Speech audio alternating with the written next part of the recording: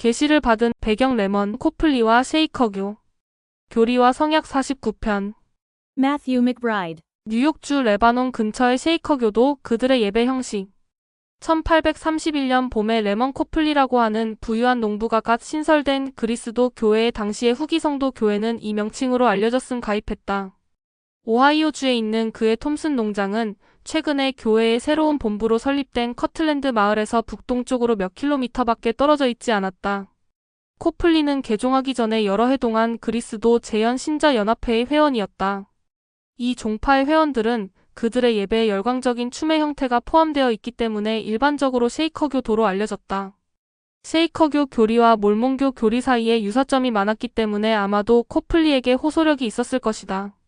전반적인 배도, 현대의 예언, 인간의 자유의지, 공동생활의 이상 등이 그런 공통점에 해당했다. 하지만 다른 중요한 점들에 대해서는 극적인 차이를 보였다. 셰이커교는 침례나 그 어떤 의식도 구원에 필수적이라고 여기지 않았다. 그들은 예수 그리스도께서 이미 초기 셰이커교의 지도자인 마더 앤 리의 1736에서 1784년 모습으로 재림했다고 믿었다.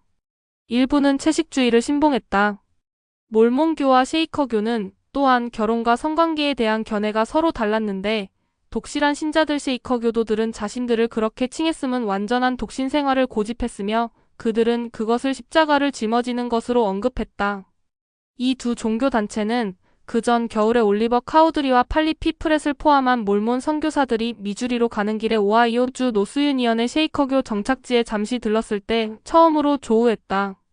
노스유니언 지역은 커틀랜드로부터 남서쪽으로 겨우 24km 떨어진 곳에 있었다. 카우드리는 셰이커교 지도자인 아스벨 키첼에게 자신을 금판 번역의 보조자이자 그 판이 참됨을 증거하는 천사를 목격한 세 사람 중 한 명으로 소개했다. 키첼은 카우드리에게 그 공동체가 모인 자리에서 메시지를 전하도록 허락했다. 노스유니언에서 이틀 밤을 보낸 카우드리와 그의 동반자들은 키첼에게 몰몬경 7권을 전해준 후 그들의 여정을 이어갔다. 그 선교사들은 그 책의 효력으로 누구든 그 책을 읽는 사람은 그 안에 담긴 내용의 진실성에 대해 완전한 확신을 느끼게 될 것이라고 자부했다. 키첼에 따르면 이 첫 만남 후에 오하이오에 있는 셰이커교와 몰몬교는 우호적인 관계를 유지하며 좋은 이웃이 되어 교역 등을 행했다. 그러나 그들의 우호적인 상호 관계는 막 시험대에 오르려는 참이었다. 셰이커교를 위한 계시. 레먼 코플리는 몰몬교에 가입하기 전에 노스유니언 셰이커교도들과 친분이 있었으며 그들의 엄격한 공동생활에 완전히 몸담지는 않았더라도 그들의 모임에는 참석했던 것 같다. 그가 그 공동체로부터 약 56km 떨어진 곳에서 살았고 결혼 생활을 유지했다는 사실을 놓고 볼 때 셰이커교 원리에 대한 그의 헌신이 어느 정도인지를 가늠할 수 있다. 그는 그들의 일부 가르침과 아마도 그들의 예배 형식에 분명히 끌리기는 했으나 온전히 참여하지는 않았다. 사실 키첼은 독신 생활을 거부하고 좀 더 쉬운 방법을 찾아 몰모니즘과 관계를 맺는 것에 대해 코플리를 비난했다. 초기의 모든 몰몬 개종자들과 마찬가지로 코플리는 자신의 이전 종교 생활에서 형성된 전통과 태도를 유지한 채 교회에 들어왔다. 조셉 스미스는 코플리가 개종한 직후에 그에게 이야기하면서 그가 분명히 마음이 정직한 사람이지만 몇몇 특정한 부분에서는 셰이커교의 믿음이 옳다는 생각을 여전히 하고 있다는 것을 알아차렸다. 존 휘트먼은 또한 코플리가 몇몇 장로들이 그의 이전 형제들에게 가서 복음을 전파해야 한다고 조바심을 내는 것을 알게 되었다. 그는 심지어 복음을 전하도록 자신을 성임해달라고 조르기까지 했다. 코플리는 1831년 5월 7일 토요일에 당시 커틀랜드 인근의 아이잭 몰리의 집에서 살고 있던 조셉 스미스를 방문하기로 마음먹었다. 그들이 어떤 대화를 나누었는지에 대한 기록은 없지만 코플리는 아마도 셰이커교의 몇몇 믿음에 대해 설명을 듣기 원했으며 노스유니언으로 선교 사업을 하러 가도록 제의했을 것이다.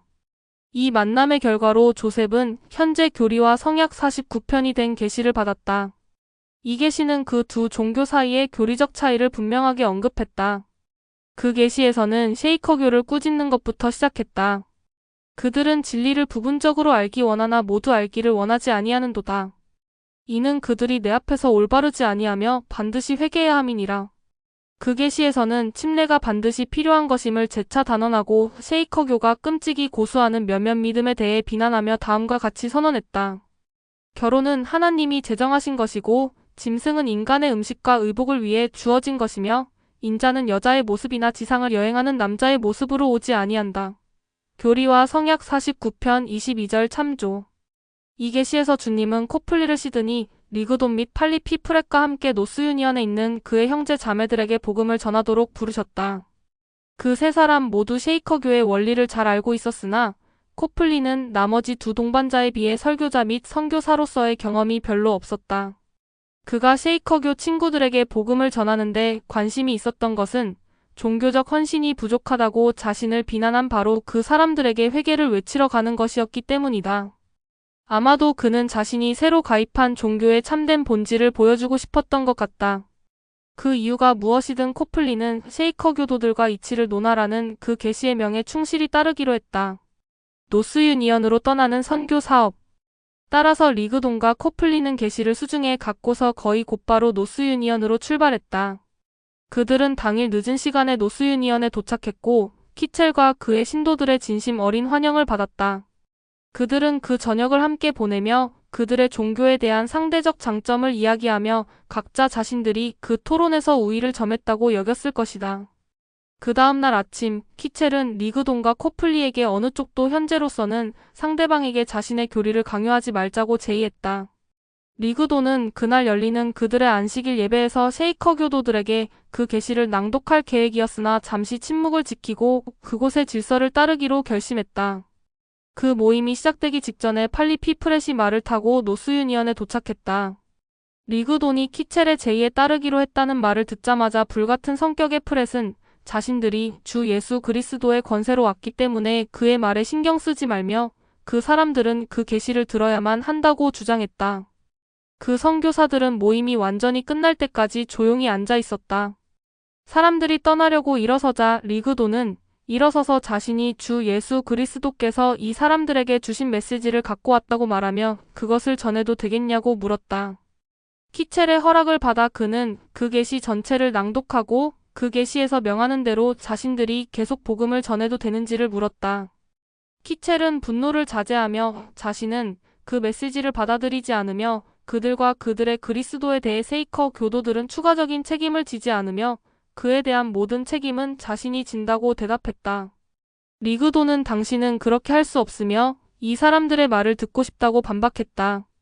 하지만 키첼이 그곳에 있는 다른 사람들에게 마음속 생각을 말하도록 허락했을 때 그들 또한 자신들이 가진 것에 완전히 만족한다고 확언했다. 리그돈은 자신들의 선교 사업이 헛된 것이었음을 받아들이며 태연히 그 계시문을 한쪽으로 치웠다.